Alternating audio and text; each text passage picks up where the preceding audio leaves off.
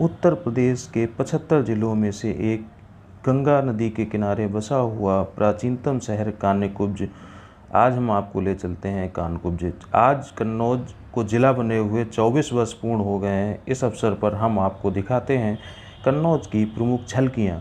और इस यात्रा का प्रारंभ हम कर रहे हैं कन्नौज के रेलवे स्टेशन से। आप देख पा रहे होंगे रेलवे स्टेशन, जो लोग कन्नौज से बाहर हैं वो महसूस कर पा रहे होंगे कि कन्नौज के रेलवे स्टेशन में कितना परिवर्तन हुआ है पहले और अब में।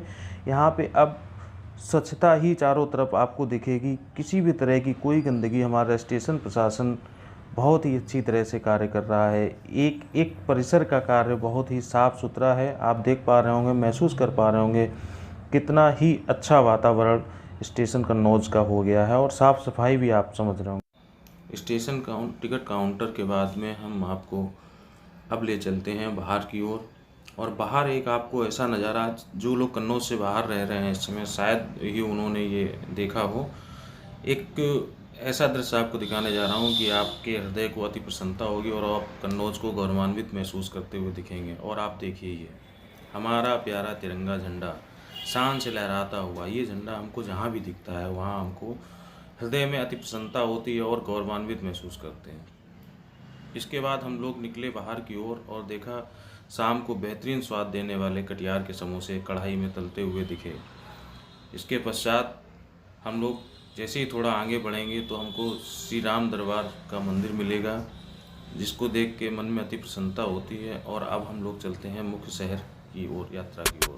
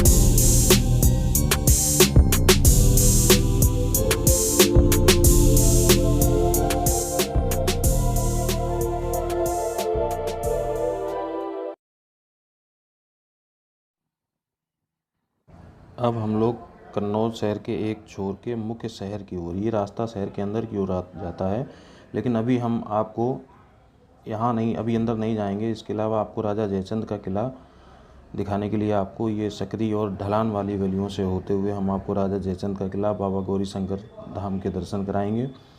इसके पश्चात फिर हम लोगों की शहर में पुनः वापसी होगी और आपको शहर के एक एक प्रसिद्ध स्थान से आपको परिचित कराएंगे, यहाँ की विरासतों से आपको मिलवाएंगे।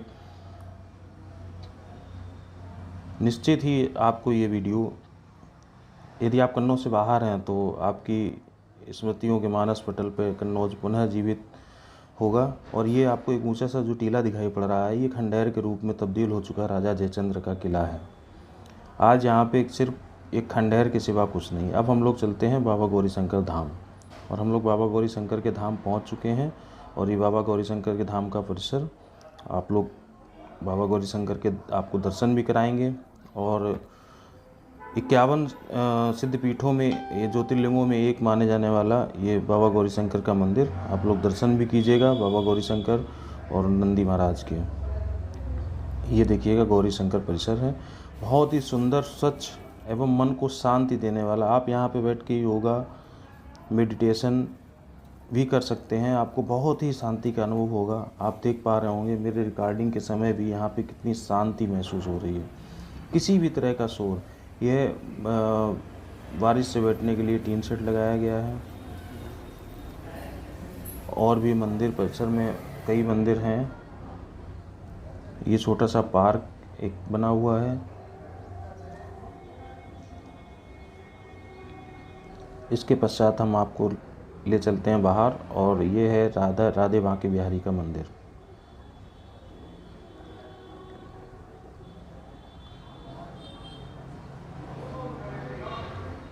आपको एक बात और बता दूं कि राधा रानी की ननिहाल भी कन्नौज में थी। ये माता छिमकली का मंदिर है, माता छिमकली मंदिर का परिसर है। और अब आप चलते हैं मुख्य बाजार की ओर।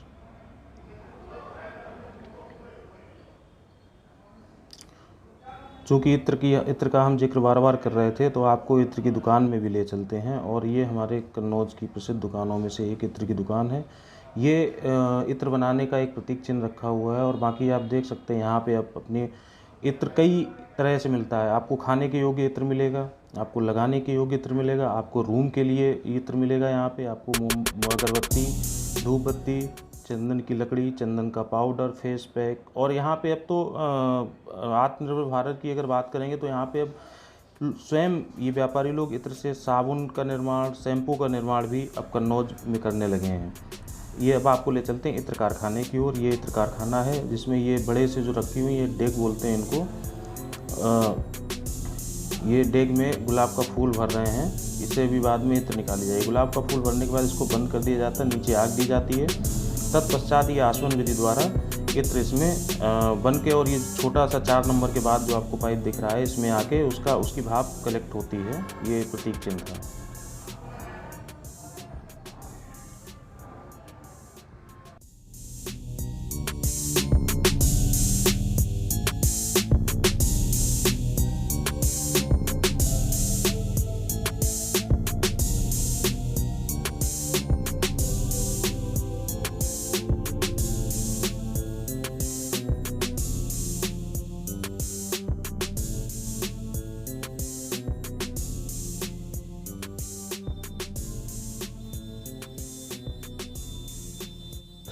अब हम आपको कन्नौज की एक और प्रसिद्ध चीज़, कलावती का प्रसिद्ध गट्टा, उस प्रतिष्ठान पे पहुंच गए हैं जहां से कलावती गट्टा का प्रारंभ सन 1923 में हुआ था।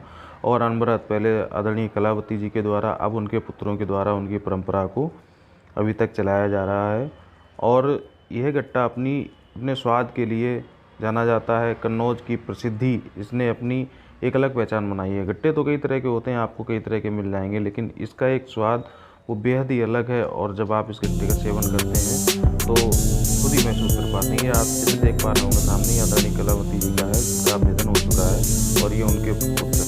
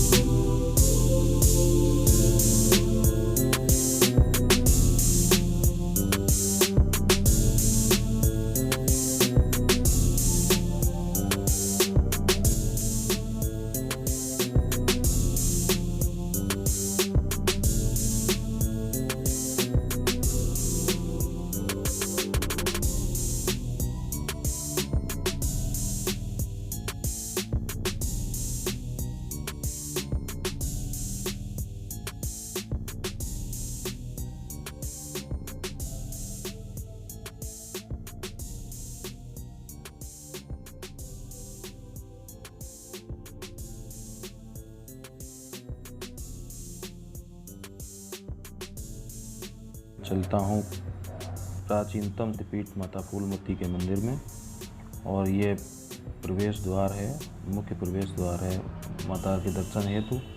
और अब हम यहाँ से अंदर की ओर प्रवेश करेंगे। पूर्व से और अब तक मंदिर में काफ़ी परिवर्तन हुए हैं। साफ़ सफाई, पेंटिंग और टीन शेड आदि के निर्माण कार्य हुए हैं। अलावा टाइल्स, साफ़ सफाई, टीन शेड वगैरह बहुत अच्छा लगता है। और अब आपको दर्शन कराने से पहले यदि आप मेरे चैनल पर नए हैं तो मेरे चैनल को सब्सक्राइब करें और बेल आइकन पर क्लिक करें, जिससे हमारे वीडियो का नोटिफिकेशन आपको सबसे पहले मिलता रहे।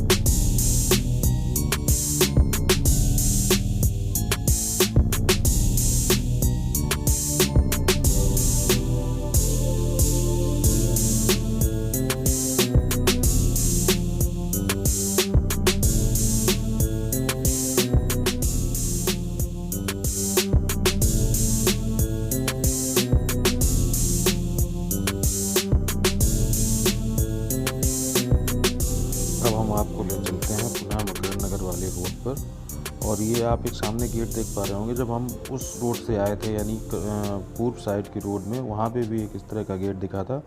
बेनीराम मूलचंद्र इत्र कारखाना कन्नौज, ये सेठ चंद्रगुप्त के द्वारा स्थापित कराए हुए गेट हैं। एक उस छोर पे और ये पश्चिमी छोर पे है। और इनके द्वारा स्थापित कराया हुआ ये पास में ही सेठ वासुदेव साय इंटर कॉलेज है, जिसके गेट आपको आमने सामने दिख रहे होंगे।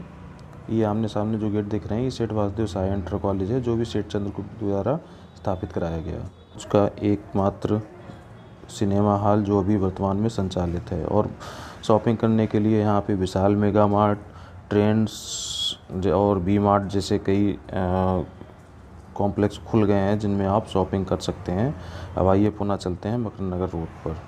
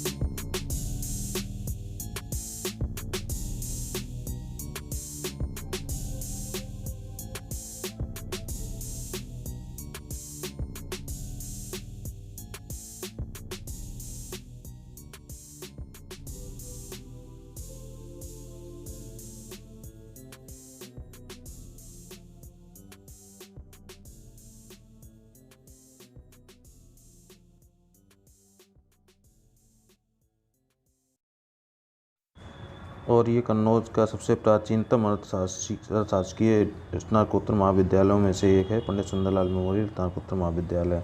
और अब हम पुनः चलते हैं जीटी रोड की ओर।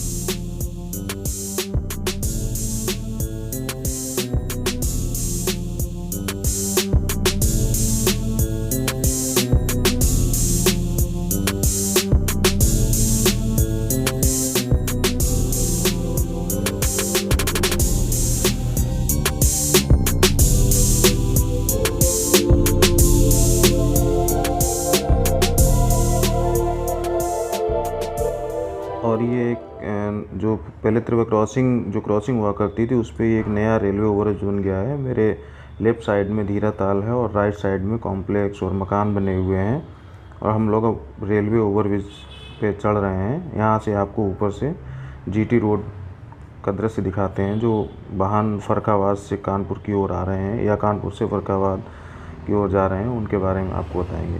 ये दृश्य है कन्नौज के पश्चिम साइड से जो वाहन आ रहे हैं, यानी फर्रुखाबाद की साइड से जो वाहन आ रहे हैं, वाहन और जो जा रहे हैं वो कानपुर की ओर की तरफ जा रहे हैं। और ये त्रिवा क्रॉसिंग स्थान है जहाँ पे ये बालाजी हनुमान मंदिर आपको दिख रहा होगा, बोर्ड के जस्ट पीछे राइट साइड में देखेंगे आप। और ये कानपुर से आने वाले वाहन हैं जो फर्रुखाबाद की ओर जा रहे हैं, या फर्रुखाबाद से आने वाले वाहन हैं जो कानपुर की ओर जा रहे हैं। इसके पैरेलल रेलवे लाइन भी है जो कानपुर इलाहाबाद की तरफ जाती है। यहाँ अभी भी रिक्शे तांगे का प्रचलन अभी भी है और ये काफ़ी अच्छा लगता है। अब हम लोग वापस पुनः अपनी यात्रा कन्नौज से तिरवा की ओर प्रस्थान कर रहे हैं। वहाँ के कुछ झलकियाँ आपको दिखाएंगे। ज़्यादा विस्तृत में तो आपको अभी नहीं दिखा पाएंगे क्योंकि समय का अभाव है और वीडियो काफ़ी बड़ा होता जा रहा है। तो बाद में आप अगर कहेंगे तो आपको एक टॉपिक पर एक पूरा वीडियो हम बना के देंगे। अगर जो भी आप कमेंट में बताएंगे उसमें हम आपको पूरा वीडियो बना के देंगे। इसलिए ये वीडियो काफ़ी लंबा हो रहा है, इसलिए कुछ झलकियाँ आपको तिरवा की और कन्नौज जिले की कुछ प्रसिद्ध झलकियाँ हम आपको दिखाने जा रहे हैं। और आप ये देखिए, ये हमारे कन्नौज का मेडिकल कॉलेज है।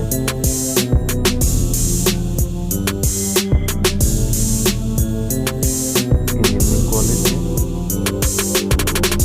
उसके पश्चात में ये माता अन्नपूर्णा का प्रसिद्ध मंदिर है। माता अन्नपूर्णा परिसर में स्थित ये पंचमुखी मंदिर है। इसके बाद कन्नौज की एक सबसे प्राचीनतम चीज़ जो शायद बहुत कम लोग जानते होंगे, ये बर्ड सेंचुरी यानी पक्षी विहार है, लाखवती पक्षी विहार। यहाँ पे प्रतिवर्ष सैकड़ों पक्षी मेहमान के रूप में आते हैं, रुकते हैं और फिर वापस चले जाते हैं। अब हम लोग वापस कन्नौज आ चुके हैं और ये कलेक्ट्रेट का मुख्य रोड है। चूँकि कुछ सुरक्षा कारणों से हम आपको इसकी विस्तृत जानकारी तो नहीं दे सकते हैं, लेकिन यहाँ का कुछ मेरा मन नहीं माना, क्योंकि प्राकृतिक वातावरण इतना अच्छा है यहाँ पे। आप देखेंगे चारों ओर प्रकृति से ढका हुआ, क्योंकि प्रकृति हमारे जीवन का सबसे महत्वपूर्ण अंग है। इसलिए आपको ये दिखाने से मैं रोक नहीं सका, क्योंकि ये शासकीय भवन है और इनको दिखाने से पहले मुझे अनुमति की आवश्यकता होती है। इनका